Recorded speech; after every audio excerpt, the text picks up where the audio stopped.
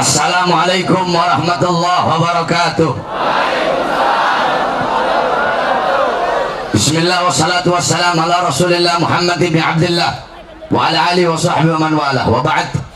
Saya cintai, yang saya muliakan segenap pengurus PA 212, segenap panitia penyelenggara reuni akbar, alumni mujahid dan mujahidah 212, beserta segenap para alim ulama, para habaib, para kiai, para asatid, para tokoh masyarakat, para aparat pemerintah, beserta seluruh para mujahid dan mujahidah 212 yang dimuliakan oleh Allah Subhanahu wa taala.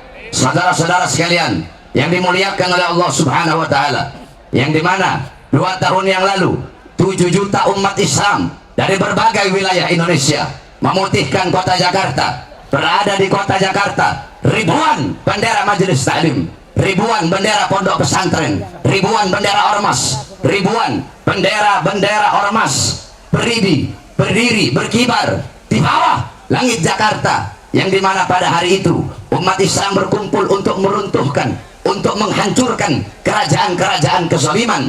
Karena persatuan umat Islam itulah sehingga Allah Subhanahu wa taala berikan kemenangan, sehingga hari itu patut untuk dikenang, patut untuk disyukuri, sehingga duduknya kita di sini untuk mensyukuri, untuk mengenang hari bersejarah tersebut, hari persaudaraan umat Islam, hari persatuan umat Islam, yaitu 2 Desember. Maka kita duduk pada siang hari yang mulia ini dari berbagai wilayah-wilayah umat Islam dari berbagai wilayah Indonesia. Kita duduk di sini, satu tujuan, satu hati, satu langkah. Untuk apa? Untuk bersatu di bawah bendera Islam dan di bawah bendera merah putih Negara Kesatuan Republik Indonesia. Oleh karenanya, saudara-saudara sekalian yang dimuliakan oleh Allah Subhanahu wa taala, sedikit saya jelaskan sebagaimana Nabi Muhammad SAW, beliau diutus sebagai rahmat. Wa ma arsalnaka illa rahmatan lil alamin. Tidak aku utus engkau wahai Muhammad kecuali engkau adalah rahmat bagi seluruh alam semesta. Tetapi banyak ulama sekarang, Ustadz Kiai Habib sekarang menyalahartikan rahmatan lil alamin. Rahmatan lil alamin mereka artikan diam terhadap kezaliman, bungkam terhadap kemungkaran. Mereka artikan menahan diri daripada penjajahan. Saudara-saudara, rahmatan lil alamin tidak bisa diartikan diam terhadap kezaliman, tidak bisa diartikan diam terhadap penjajahan, tidak bisa diartikan diam bungkam terhadap mungkarat, dalalat, sayyiat, mukhalafat. Kalau rahmatan lil alamin diartikan diam terhadap kezaliman, diam terhadap kemungkaran, tidak akan ada ayat innallaha ashtara minal mu'minina anfusahum wa amwalahum bi anna lahumul jannah ila akhir ayat. Tidak akan ada ayat wa qatilu fi sabilillah alladzi yuqatilunakum. Tidak akan ada hadis man ra'a minkum munkaran fayughayyiru bi yadihi. Tidak akan ada hadis man ittala'a fi baiti qaumin bighairi idznihim faqad halalahum an yufaqa aidahu. Jikalau rahmatan lil alamin diartikan diam terhadap kezaliman, diam terhadap kemaksiatan, diam terhadap kemungkaran, diam terhadap penjajahan, maka demi Allah ketika Bung Tomo mendatangi pendiri Nahdlatul Ulama Hadratus Syekh Kiai Haji Hasyim Asy'ari radhiyallahu an, Bung Tomo berkata, wahai Kiai, besok tentara Inggris akan datang menjajah kita, merebut senjata-senjata kita, memerangi kita. Kalau rahmatan lil alamin diartikan diam terhadap kezaliman, maka beliau akan menjawab, udahlah biarkan Inggris, gak usah dilawan, gak usah angkat senjata, Islam itu damai, Islam itu lembut. Tetapi nyatanya jawaban beliau bukan seperti itu, saudara-saudara. Apa jawaban beliau ketika Bung Tomo datang untuk meminta pendapat, minta fatwa, minta pandangan? Kiai, besok tentara Inggris akan datang menyerbu kita, akan datang merebut senjata-senjata kita. Apa jawaban pendiri Nahdlatul Ulama Kiai Haji Hasyim Asy'ari? Beliau jawab, hubbul watan minal iman. Cinta tanah air, cinta negara, cinta NKRI bagian daripada iman. Maka jihad hukumnya fardu ain. Wajib bagi setiap bangsa dan rakyat Indonesia mengangkat senjata, mengusir penjajah dari tanah Indonesia. Kalau rahmatan lil alamin diartikan dengan kelembutan saja, dengan diam terhadap kezaliman, bungkam terhadap penjajahan, demi Allah Indonesia tidak akan pernah mendapatkan kemerdekaannya. Tanah Indonesia telah dicuci dengan darah umat Islam, darah para ulama, darah para habaib, darah para kiai, darah para asatid, darah para pahlawan, darah para syuhada. Ini kemerdekaan didapatkan bukan dengan tenang-tenang, bukan dengan santai-santai, tetapi dengan harokah, dengan pergerakan, dengan jihad, dengan perjuangan, dengan mujahadah, dengan bersungguh-sungguh, saudara-saudara sekalian yang dimuliakan oleh Allah Subhanahu wa taala. Oleh karenanya tidak ada yang lebih mencintai Indonesia sebagaimana kecintaan umat Islam, para ulama dan para santri kepada Indonesia. Sampai-sampai dijelaskan dalam kitab Idhatun Nasyiin Syekh Mustafa Al-Ghulaini, beliau mengatakan apa itu makna nasionalis. Banyak orang-orang sekarang lidahnya berkata nasionalis, berkata NKRI, berkata merah putih, tetapi nasionalisnya hanya cukup sebatas di lidah saja, cukup sebatas di mulut saja. Apa itu nasionalis? Dijelaskan oleh beliau dalam kitabnya, seorang nasionalis adalah orang yang rela susah asalkan bangsanya kaya, rela susah asalkan bangsanya kenang, rela miskin asalkan bangsanya kaya, rela mati asalkan bangsanya hidup, rela hancur, rela binasa asalkan bangsanya, rakyatnya, negaranya tetap utuh jaya berdiri. Nah, di Indonesia tidak ada yang lebih rela miskin, yang lebih rela susah, yang lebih rela menderita, yang lebih rela mati, yang lebih rela hancur dan binasa untuk Indonesia selain daripada umat Islam. Allahu Akbar, Allahu Akbar. Oleh karenanya kesetiaan umat Islam kepada NKRI tidak bisa dipungkiri. Betul? Betul? Oleh karenanya semua jamaah umat Islam, alumni 212 yang hadir, semuanya mari sama-sama kita berkomitmen dan ikuti kata-kata saya. Bismillahirrahmanirrahim. Bismillahirrahmanirrahim. Bismillahirrahmanirrahim. Kami umat Islam Indonesia, kami ormas-ormas Islam Indonesia, kami para pemuda-pemudi Islam Indonesia, kami para santri-santri Indonesia bersumpah, berjanji demi Allah, demi Allah, yang dimana nyawa kami, jiwa kami berada di dalam genggamannya.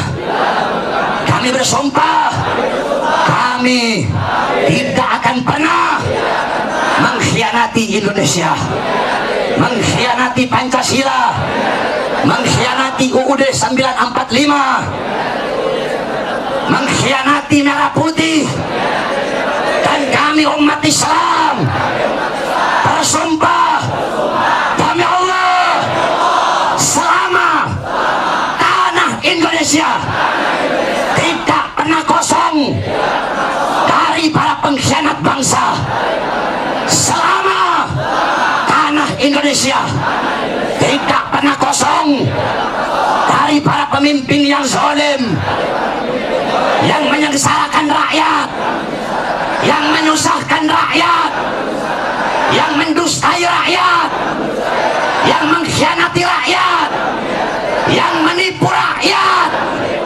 Selama tanah Indonesia tidak pernah kosong dari para koruptor, selama tanah Indonesia tidak pernah kosong dari para pengkhianat bangsa yang menyerahkan tanah Indonesia, kekayaan alam Indonesia kepada negara-negara asing, maka selama itu juga tanah Indonesia tidak akan pernah kosong dari kami umat Islam yang rela hancur, rela binasa, rela mati untuk negara kesatuan Republik Indonesia. Allahu Akbar, Allahu Akbar, Allahu Akbar. Siap hancur demi Indonesia, siap binasa demi Indonesia, siap berdarah demi Indonesia, siap mati demi merah putih. Allahu Akbar, Allahu Akbar, Allahu Akbar. terakhir sebelum saya tutup, 2 menit. Saudara-saudara, beberapa hari yang lalu pendukung Jokowi melaporkan saya ke Mabes Polri dan Polda Metro Jaya. Saudara-saudara sekalian, mereka melaporkan saya dan berkata bahwasanya Habib Bahar telah menghina Jokowi dengan sebutan Presiden Banci. Habib Bahar berkata Jokowi adalah pengkhianat bangsa. Habib Bahar berkata dalam ceramahnya, isi ceramah yang dilaporkan, yang ketika saya mengatakan Jokowi memberikan janji palsu kepada rakyat, memakmurkan rakyat sebelum jadi, berjanji memakmurkan rakyat, mensejahterakan rakyat, tetapi setelah jadi yang makmur bukan rakyat, yang makmur, yang sejahtera bukan rakyat, yang makmur orang-orang asing, yang makmur perusahaan-perusahaan asing, yang makmur orang-orang barat. Kita pribumi Indonesia menjadi budak di negara kita sendiri. Maka sedikit saya jawab, mungkin banyak pertanyaan, kenapa kok Habib Bahar ceramahnya seperti itu? Pertama, kenapa saya katakan Jokowi Presiden Banci? Makanya kalau mau nonton isi ceramah itu jangan dipotong-potong. Kamu nonton dari awal bagaimana isi ceramah saya. Kenapa saya katakan dia Banci? Pertama, kenapa ketika 4.11, aksi 4.11, jutaan umat Islam, ribuan ulama, ribuan habaib, ribuan kiai berkumpul depan istana negara untuk menemuinya, untuk meminta keadilan dan penegakan hukum kepada penista agama. Justru para ulama, para habaib, para kiai, para santri, para ustadz diberondong dengan gas air mata, dan presidennya kabur dan lari. Saya berkata seperti itu karena ketidakrelaan saya, saudara-saudara saya sesama umat Islam itu dizolimi dan dikriminalisasi. Yang kedua, kenapa saya katakan dia pengkhianat bangsa? Karena saya tidak rela melihat masih banyak rakyat yang susah, rakyat yang kelaparan, rakyat yang kehausan di saat para pemimpin hidup senang dan hidup kenyang. Oleh karenanya saya sampaikan kepada kalian yang melaporkan saya, jikalau bagi kalian itu adalah suatu kesalahan, demi Allah, saya Bahar bin Smith tidak akan pernah minta maaf dari kesalahan itu. Pendukung Jokowi berusaha Habib minta maaf, tidak. Saya lebih memilih busuk dalam penjara daripada harus minta maaf. Allahu Akbar, Allahu Akbar. Maka saya sampaikan kepada kalian, jikalau dalam beberapa hari ke depan, dalam beberapa minggu ke depan, saya ditangkap, saya dipenjara karena membela rakyat, karena membela rakyat yang susah, membela rakyat yang kelaparan. Kalau saya ditangkap, kalau saya dipenjara, berjanjilah kalian, demi Allah, jangan pernah kalian padamkan api-api perjuangan yang selama ini kami jalankan. Allahu Akbar. Siap lanjutkan perjuangan, siap teruskan perjuangan. Allahu Akbar. Mudah-mudahan Allah hancurkan pemimpin yang zalim, Allah binasakan pemimpin yang zalim. Amin ya rabbal alamin. Wa afu minkum. Wassalamualaikum warahmatullahi wabarakatuh.